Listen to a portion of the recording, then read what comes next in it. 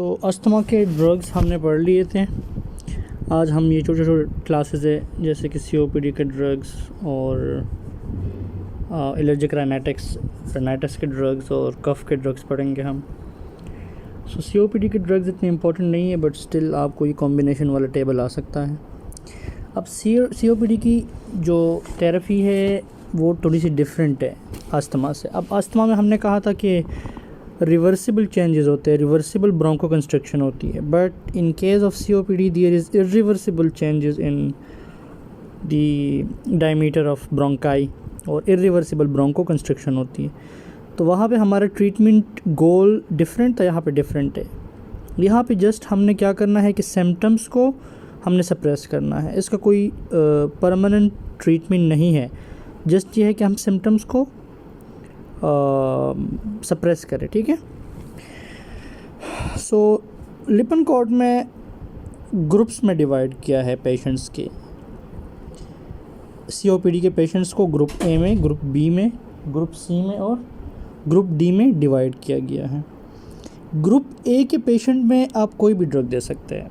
Group A का patient वो है जो कि लोअर रिस्क पे है और जिसके सिम्टम्स बहुत कम है, ठीक है, या ना होने के बराबर है या बहुत कम है और उसको वो रिस्क पे भी नहीं है, ठीक है। तो उसमें आप कोई भी क्लास ऑफ ड्रग दे सकते हैं, लेकिन मोस्ट इम्पॉर्टेंट उनके लिए है हमारे पास जो लॉन्ग एक्टिंग होते हैं। आप या तो उनको लॉन्ग एक्टिंग बीटा-2 एगोनिस्ट दे दो या लॉन्ग एक्टिंग मस्करिनिक एंटागोनिस्ट दे दो, ठीक है। ग्रुप बी में वो पेशेंट्स हैं जिनका जो कम रिस्क पे है, लोअर रिस्क पे है, बट उनके सिम्टम्स ज़्यादा है as compare to group 1 patients. अब इसमें प्रेफर्ड ड्रग्स है लॉन्ग एक्टिंग मस्करिनिक एंटागोनिस्ट या लॉन्ग एक्टिंग बीटा-2 एगोनिस्ट, ठीक है, मस्करिनिक एंटागोनिस्ट और बीटा-2 एगोनिस्ट। और इनका अगर तो सिम्टम्स बढ़ रहे हैं इस ग्रुप बी के पेशेंट में, तो क्या करना है, आपने इनकी कॉम्बिनेशन देना है, लामा और लाबा की कॉम्बिनेशन देना है। ग्रुप सी के पेशेंट वो है जो कि रिस्क पे भी ज़्यादा है लेकिन सिम्टम्स उनके थोड़े कम है, रिस्क ज़्यादा है, हाई रिस्क पे है।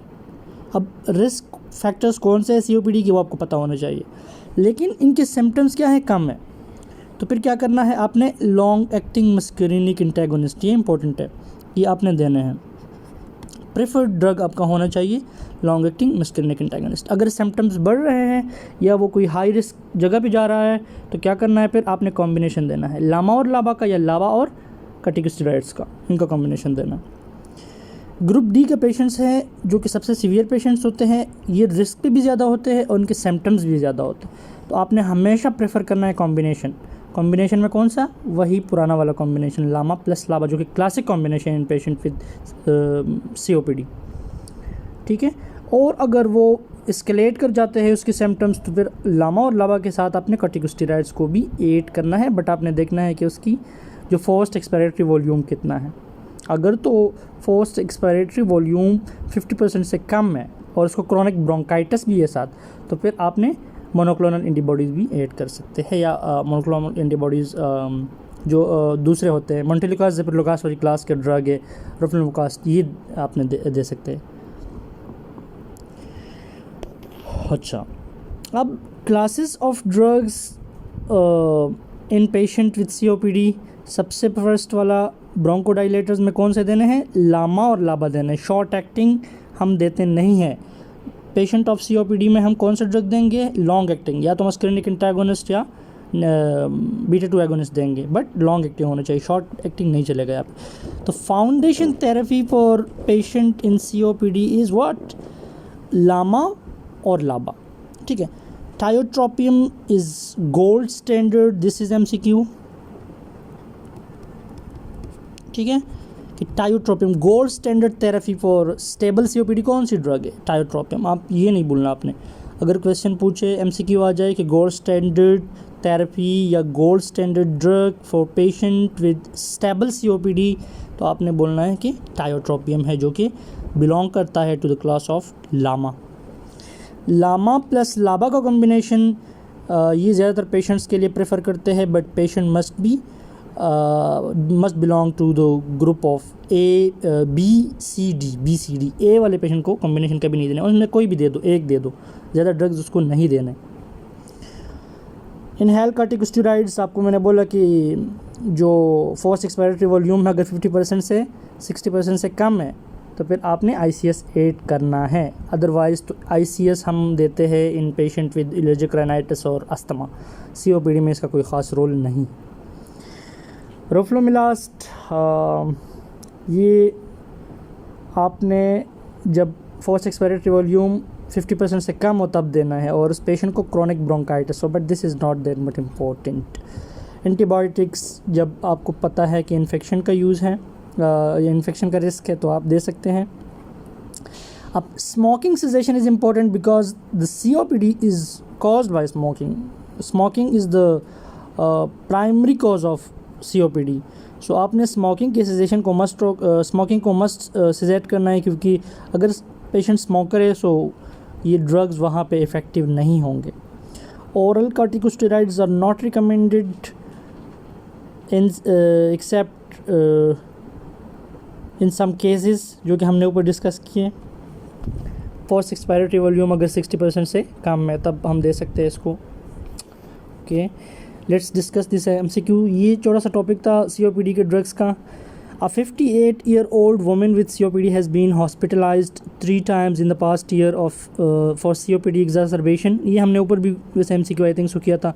Her regimen included inhaled salmeterol जो कि beta-2 agonist है, twice daily, and inhaled tiotropium once daily। अच्छा, ये शॉर्ट एक्टिंग लॉन्ग एक्टिंग है मस्कुलिनिक antagonist. Her current force expiratory volume is below 60%, मतलब 60% से कम है। तो हमने अब ऊपर पढ़ा था ना कि 60% से कम होगा तो क्या देंगे, कॉर्टिकोस्टेरॉइड देंगे। Which is an appropriate change in her drug therapy. कहते हैं कि 58-year-old वुमन है, COPD पेशेंट है, she is hospitalize 3 times in past year, और उसकी रेजिमेन में सैल्मेट्रोल है, beta-2 एगोनिस्ट है, और सामा भी है, लामा भी है। तो कहते हैं कि उसकी फोर्स एक्सपायरेटरी वॉल्यूम वो 60% से कम हो गया है।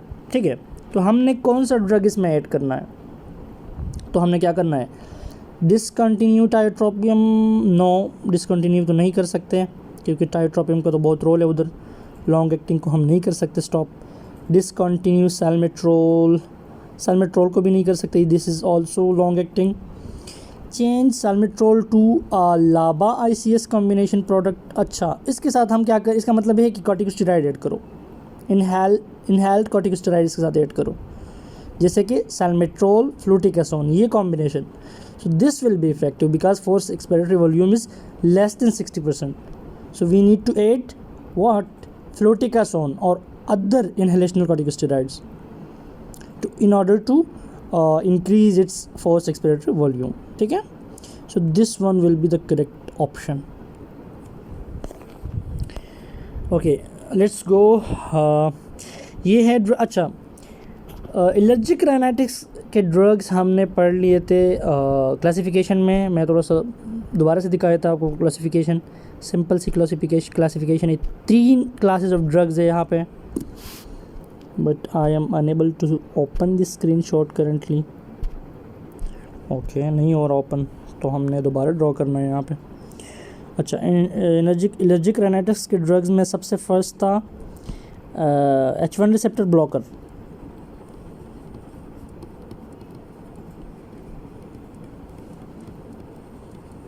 यानी इसका नाम था एंटीहिस्टामिन्स।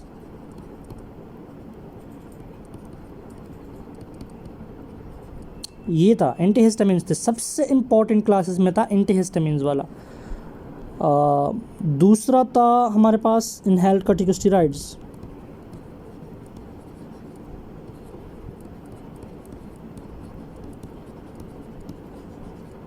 और इसके बाद एक और क्लास था जिसको हम कहते थे डिकंजेस्टेंट।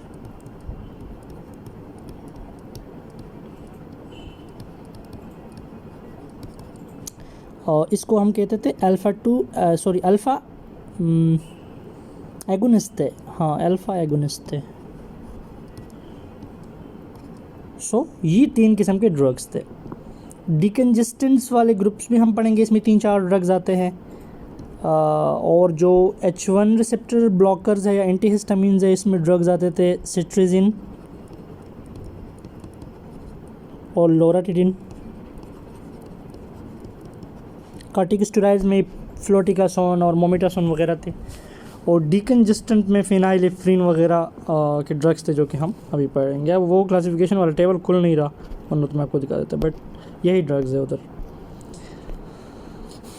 अच्छा, एलर्जिक राइनाइटिस तक आपको पता होना चाहिए कि यहाँ पे inflammation of nasal mucosal membrane होती है, तो एडिमा कॉज हो सकती है, ब्लड वेसल्स की डायलेशन हो जाती है, और ये क्या होता है, और इसकी वजह से जो सिम्टम्स आते हैं उसमें स्नीजिंग है, इची वाटरी आइज, और सबसे इम्पोर्टेंट है ये है IG mediated allergic rhinitis is allergic reaction. ठीक है, एलर्जिक रिएक्शन है, और सारे एलर्जिक रिएक्शंस को मेडिएट करता है एक इम्यूनोग्लोबुलिन जिसको कहते हैं आईजीई, इम्यूनोग्लोबुलिन ई। सो इसको इसका मेडिएटर इम्यूनोग्लोबुलिन ई है। तो हम अगर इम्यूनोग्लोबुलिन ई की रिलीज़ को रोकें तो हम एलर्जिक राइनाइटिस के सिम्टम्स को रोक सकते हैं। और इसके साथ साथ एक और है मास्ट सेल। ठीक है, तो ये भी रिस्पॉन्सिबल है क्योंकि ये भी इन्फ्लेमेटरी मेडिएटर्स रिलीज़ करता है। अच्छा, first class is antihistamine which is H1 receptor blocker या H1 रिसेप्टर इंटेगोनिस्ट। ओके, यहाँ पे ड्रग्स को डिवाइड किया गया है फर्स्ट जनरेशन में, सेकंड जनरेशन में और इंट्रानेज़ल में। यहाँ पे सबसे इम्पोर्टेंट है वो सेकंड जनरेशन ड्रग्स है। फर्स्ट जनरेशन ड्रग्स को इतना हम यूज़ नहीं करते, बट सेकंड जनरेशन के ड्रग्स को यूज़ कर सकते हैं। पेपर में ज़्यादा चांसेस है इसके आने के। मैकेनिज़्म ऑफ एक्शन तो नहीं पूछेंगे आपसे इतना कोई ख़ास इस क्लासेस में, बट आपसे क्लासिफिकेशन पूछ सकते हैं और MCQ आ सकते हैं आज। सो फर्स्ट जनरेशन ड्रग्स में डाइफेनहाइड्रामीन है, क्लोरपेनरामीन है। दिस इज़ नॉट इम्पोर्टेंट, डाइफेनहाइड्रामीन याद रखिए, बट इसके एडवर्स इफ़ेक्ट्स ज़्यादा है। एक्सेसिव सेडेशन कॉज कर सकता है, परफॉर्मेंस इम्पेयरमेंट कॉज कर सकता है, और इसके लोकल एंटीकोलिनर्जिक इफ़ेक्ट्स होते हैं जैसे कि ड्राई माउथ और यूरिनरी रिटेंशन, ये कॉज कर सकते हैं।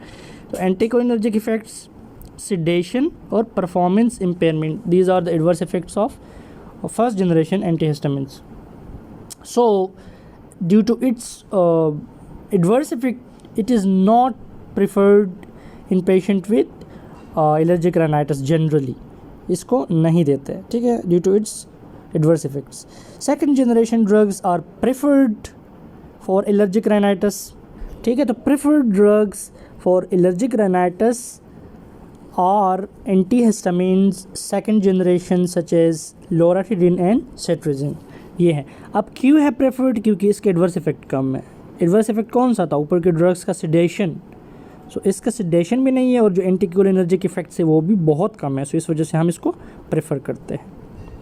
Intranasals are only preferred for targeted therapy, so these are not important. Mechanism of action क्या करता है? नाम से ही पता चल रहा है कि हिस्टामिन ब्लॉकर्स है, सो क्या करेगा? H1 हिस्टामिन रिसेप्टर को ब्लॉक करेगा। अब हिस्टामिन की वजह से जो histamine mediated symptoms such as sneezing, runny nose, itchy eyes, ये सारे सिम्टम्स को क्या करेगा? सप्रेस करेगा। So more effective for prevention than treatment when symptoms are establish. Mechanism of action में सबसे इंपॉर्टेंट बात यह है कि H1 हिस्टामिन रिसेप्टर को ब्लॉक करेगा और histamine mediated symptoms such as sneezing, rhinorrhoea और इचीज आई, इनको कम करेगा। फर्स्ट जनरेशन एंटीहिस्टामिन्स का एडवर्स इफेक्ट सेडेशन है और एंटीकोलिनर्जिक इफेक्ट से ड्राई माउथ, यूरिनरी रिटेंशन, वो सब ऊपर हमने पढ़ा, यही बात कर रही है। Intranasal corticosteroids most effective for rhinitis. Beclomethasone, budesonide, fluticasone, cyclisanide, mometasone, most effective medications for all symptoms of allergic rhinitis. Onset is not important. इसका systemic absorption very minimal. हमने ऊपर पढ़ा था ना इसका कि इसका हमें लोकल इफेक्ट चाहिए ना, एयरवेज को हमें चाहिए इफेक्ट कि वो जाके एयरवेज पे एक्ट करे और उसकी ब्रोंकोडाइलेशन वगैरह कॉज करे। सो इसका सबसे बड़ा फ़ायदा ये है कि सिस्टेमिक एब्जॉर्प्शन इसका बहुत कम है, बट स्टिल 80% ये होता है GIT में जाता है। बट यहाँ पे दूसरा फ़ायदा उसका ये है कि जो लीवर के मेटाबॉलिज्म होता है, यानी फ़र्स्ट पास मेटाबॉलिज्म, उसकी हेल्प से ये डिग्रेड होके बाहर निकलता है और उसका कोई सिस्टमिक इफ़ेक्ट हमें नहीं मिलता। ओनली 20% इफ़ेक्ट हमें मिलता है लोकल, जो कि हमारे लिए इनफ होता है, ठीक है। तो ये इसका एक बहुत बड़ा फ़ायदा है। Adverse effect is nasal irritation, nose bleed, sore throat और कैंडिडियासिस कॉज करता है। हमने ऊपर पढ़ा था कि inhaled corticosteroids causes oral thrush या oral candidiasis due to disruption of the normal flora और accumulation of fungi called candida albicans, ये हमने ऊपर पढ़ा था, ठीक है। Third class is alpha adrenergic agonist, जिसको हम कहते हैं डिकंजेस्टेंट, जो कि ओटीसी ड्रग है। और एलर्जिक राइनाइटिस एलर्जी के पेशेंट जो भी होते हैं वो अक्सर ये स्प्रे यूज़ करते हैं नेज़ल डिकंजेस्टेंट वाला, जिसमें होता है फिनाइलेफ्रिन और ऑक्सीमेटाजोलिन और सीडोएपिड्रिन, ये होते हैं। बट जो सबसे इम्पॉर्टेंट होता है उसमें फिनाइलेफ्रिन होता है, ठीक है। तो ये 3 ड्रग्स है इसमें। ये लॉन्ग एक्टिंग, इन चीज़ों को इग्नोर करो, फिनाइलेफ्रिन, ऑक्सीमेटाजोलिन और सूडोएपिड्रिन, ये 3 ड्रग्स है इसमें। आर्टीरियोल्स को क्या करता है, कंस्ट्रिक्ट करता है इन नेज़ल म्यूकोसा, कंजेशन को क्या करता है, कम करता है, ठीक है। क्योंकि congestion is caused by arteriolar dilation in the nasal mucosa, जिसकी वजह से डायमीटर कम हो जाता है, स्वेलिंग हो जाती है। अच्छा, नेज़ल डिकंजेस्टेंस में एक सबसे इम्पॉर्टेंट पॉइंट ये है कि अगर 3 दिन से आप इसको ज़्यादा यूज़ करें, 3 डेज से अगर इसको ज़्यादा यूज़ करें तो ये कॉज करता है रिबाउंड कंजेशन। तो इसको 3 दिन से ज़्यादा यूज़ नहीं करना, वरना तो ये सिम्टम्स को और बढ़ा देगा, रिबाउंड कंजेशन कॉज करेगा ये। MCQ की तरफ आते हैं। Which agent is preferred antihistamine for the management of allergic rhinitis. तो हमने अब यहाँ पे कौन सा एंटीहिस्टामिन है, एंटीहिस्टामिन यहाँ पे है सिट्रिजिन, सेकंड जनरेशन एंटीहिस्टामिन था ना, ये सेकंड जनरेशन एंटीहिस्टामिन, लोराटिडिन और सिट्रिजिन, ये 2 ड्रग्स थे।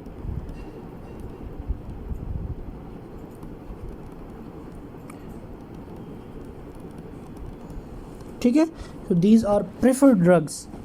Which category of allergic rhinitis medication is most likely to be associated with rhinitis medicamentosa, यानी जो रिबाउंड कंजेशन का मैंने ऊपर बात की थी उसको rhinitis medicamentosa भी कहते हैं। सो कौन से ड्रग्स थे जो इसको कॉज कर रहे थे, वो नेज़ल डिकंजेस्टेंट्स जो OTC ड्रग्स थे, तो मैंने कहा कि 3 दिन के से ज़्यादा यूज़ नहीं करने, अगर 3 दिन से ज़्यादा यूज़ करोगे तो क्या करेगा, कॉज रिबाउंड नेज़ल कंजेशन। सो इंट्रानेज़ल डिकंजेस्टेंट्स। एंटीट्यूसिव ड्रग्स, इसकी क्लासिफिकेशन भी हमने किया था।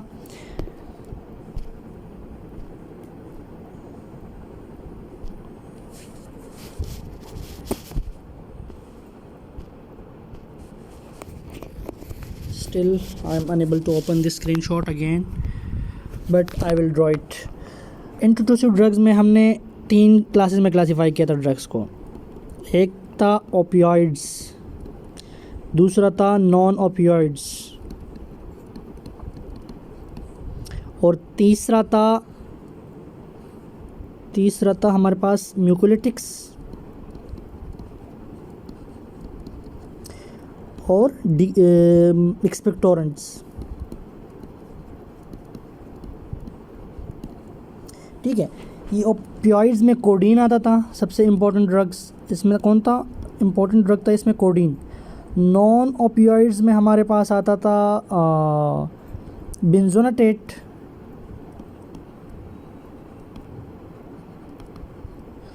जो म्यूकोलिटिक्स और एक्सपेक्टोरेंट थे इसमें हमारे पास नॉस्केपिन वगैरह आते थे, but noscapine was non opioid actually. ठीक है, और एक्सपेक्टोरेंट म्यूकोलिटिक्स में जो ड्रग्स आते थे उनका नाम था हमारे पास गुआइफेनासिन, एन-एसिटाइलसिस्टीन और ब्रोमेक्जिन या एम्ब्रोक्सोल, ये 3 ड्रग्स थे इसमें से। ठीक है, ओपियोइड्स एंटीट्यूसिव में सबसे इम्पोर्टेंट है codeine. Mechanism of action is not that much important, but इतना याद रखो कि ये सेंट्रली एक्टिंग है। मेन के जो कफ सेंटर्स है, central cough centres located in the brain, उसकी जो रिसेप्टर्स की सेंसिटिविटी है ना उसको कम करता है। अब कफ कैसे कॉज होता है, कोई स्टिमुलेंट आ गया, ठीक है, पार्टिकल आ गया या कोई इम्यून मेडिएटेड उसकी स्टिमुलेशन हो गई, सिग्नल ने जाके कफ सेंट्रल कफ सेंटर्स के रिसेप्टर को स्टिमुलेट करना है और फिर कफ रिफ्लेक्स कॉज हो जाएगी। ठीक है, अगर हम जो सेंट्रल कफ सेंटर्स है इसकी रिसेप्टर की सेंसिटिविटी को कम करें तो फिर क्या हो जाएगा, ये आसानी से स्टिमुलेट नहीं होगा। ठीक है, तो फिर कफ रिफ्लेक्स इतना ज़्यादा नहीं आएगा। अच्छा, इफ़ेक्टिव एनाल्जेसिक। अच्छा, ये एनाल्जेसिक है, तो अगर हम हाई डोज देंगे तो ये पेशेंट एडिक्शन में जा सकता है, ये एडिक्टेड हो सकता है टू कोडीन। तो हमने इसकी डोज को मॉनिटर करना है सबसे पहली बात। सेकंड बात, अगर किसी पेशेंट को कोडीन एडिक्शन की हिस्ट्री है किसी पेशेंट का, तो उसमें हमने नहीं देना, वरना तो वो दोबारा से रिवेक करेगा उस एडिक्शन को। इसके साथ साथ एडवर्स इफेक्ट इसका है कॉन्स्टिपेशन, डिस्फोरिया का मतलब है अनईजीनेस या एंजाइटी वगैरह, fatigue and addiction risk. These are adverse effects. So that's why we are not using actually codeine in typical patients. Dextromethorphan ये centrally active है, N-methyl D-aspartate इस तरह का कोई नाम है, NMD है। So N-methyl D-aspartate रिसेप्टर्स को एंटागोनाइज करता है और इसका एनाल्जेसिक इफेक्ट नहीं है। सो अगर किसी पेशेंट को एडिक्शन है तो हम उधर ये कोडीन भी नहीं देंगे और कोशिश करेंगे कि डिक्स्ट्रोमेथॉर्फिन भी ना दे। इसका इफ़ेक्ट है तो नहीं, but still it come in the category of opioids. ठीक है, इसका प्रोफाइल थोड़ा सा सेफ है as compare to codeine, but इसकी एडवर्स इफेक्ट भी सेम ही है, ऐसे डिस्फोरिया और एब्यूज पोटेंशियल। हाई डोजेज में ये एडिक्टिव प्रोफाइल तो इसका कम है, बट स्टिल है, तो इसको हम यूज़ नहीं करेंगे। नॉन ओपियोइड्स में सबसे इंपॉर्टेंट है बेंजोनाटेट और noscapine. Benzonatate, these are not important. Benzonatate और noscapine are two important drugs belongs to the non opioid antitussive drugs. Benzonatate peripheral action है, ऊपर हमने ओपियोइड में कहा था कि वो सेंट्रली एक्टिंग है, but benzonatate acts peripherally. It anesthetizes stretch receptors in respiratory passages such as lungs, pleura. CNS पे एक्ट नहीं करेगा, पेरिफेरल एक्शन है इसका, but adverse effects are dizziness, numbness in tongue, mouth, throat. ठीक है, नॉस्केपिन sigma receptor involvement है, इसका mechanism of action भी नहीं है important. Adverse effects include headache and nausea. Expectorant and mucolytic में सबसे इंपॉर्टेंट है ग्वापेनासिन, जो कि OTC ड्रग है और ये ब्रोंकियल सिक्रीशन को बढ़ाता है वाई वीगल पाथवेज। अच्छा, तो इसको हम यूज़ करेंगे टू क्लियर एयरवेज।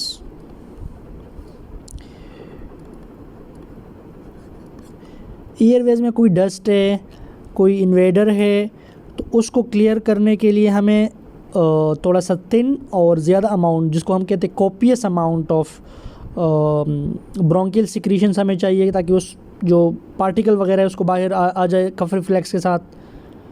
तो इसलिए हम यूज़ करते हैं एक्सपेक्टोरेंट्स और म्यूकोलिटिक्स को, जिसमें ग्वाफेनासिन है। ग्वाफेनासिन क्या करता है, ब्रोंकियल सिक्रीशन को बढ़ाता है via vagal pathway. Vagal pathway को आपको पता होगा।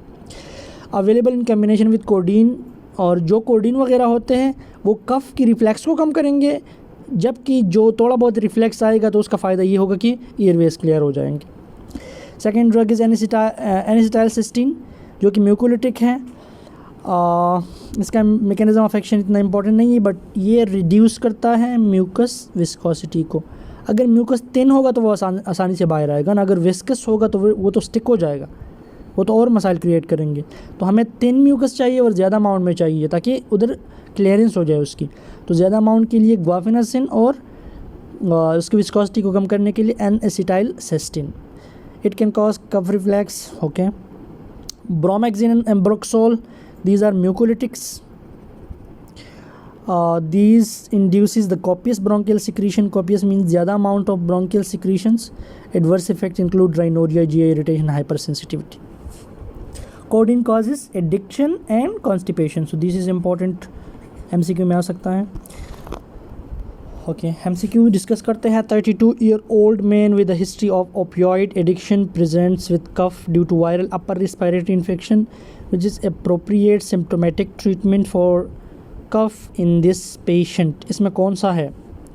ओपियोइड हिस्ट्री है तो हम ओपियोइड नहीं देंगे इस पेशेंट में, ठीक है।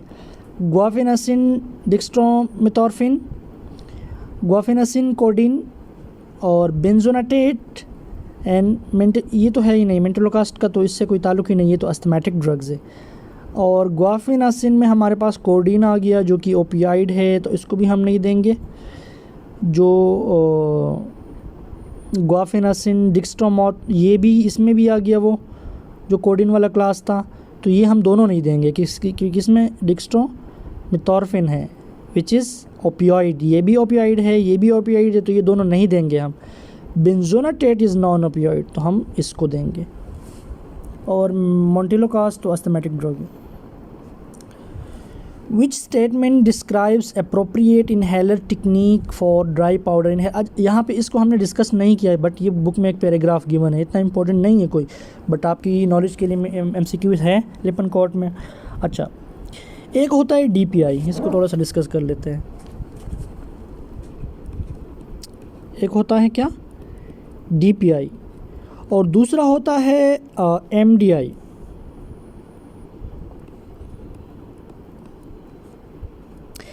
ये होता है डीप पाउडर इनहेलर, और ये होता है meter dose inhaler. Deep powder inhaler और मीटर डोज इनहेलर, ठीक है। जो डीप पाउडर इनहेलर है इसका तरीका डिफरेंट है, जबकि मीटर डोज इनहेलर का तरीका डिफरेंट है। जो डीप पाउडर इनहेलर है ना, इसको क्विकली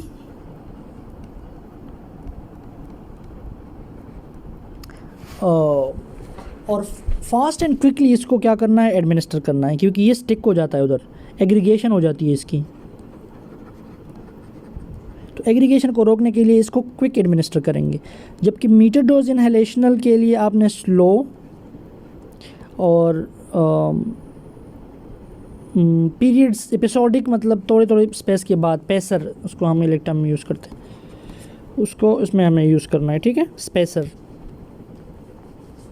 थोड़ा थोड़ा करके, स्लो करके इसको हमने एडमिनिस्टर करना है।